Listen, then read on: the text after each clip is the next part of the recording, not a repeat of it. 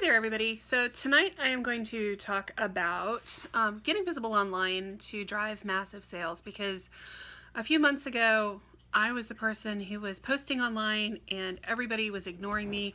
I couldn't get anybody to even talk to me. I'd make free offers and they'd get totally ignored. So I figured out that I had to totally change my approach online and build my brand and build recognition with my whole following and create a whole following online. And tonight I'm going to talk to you a little bit about how I did that and the things that I had to do in order to build my online presence. I had to be really present. The first thing I had to do was figure out which social media platforms were going to work for me and look at the interaction and the mode of interaction on each of those platforms. The usual modes of communication didn't always fit. And yes, I have kids running in and out of the background here.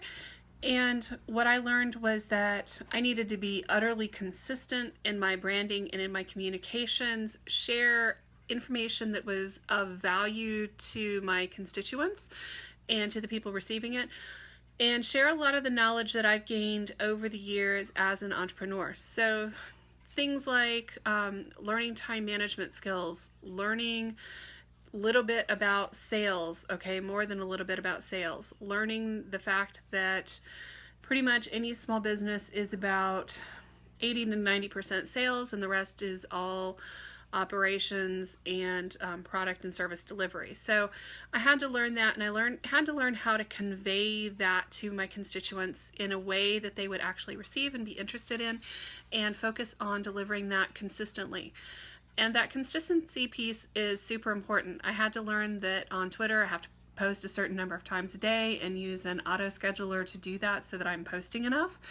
On Facebook, I had to go and hunt down and find useful groups for my purposes. That meant finding mom groups, that meant finding other entrepreneur groups. It meant spending a lot of time searching for the right groups to post in, and then going in those groups and posting 3 to 5 times a day where it was appropriate. Not necessarily trying to sell to people, but because I wanted to educate, offer value, answer questions, and participate in those groups, because people have to know, like, and trust you before they're going to do business with you. So that was my goal, is to build that know, like, and trust factor. And in doing that and in talking to other people, I learned that there are some simple ratios that you have to follow.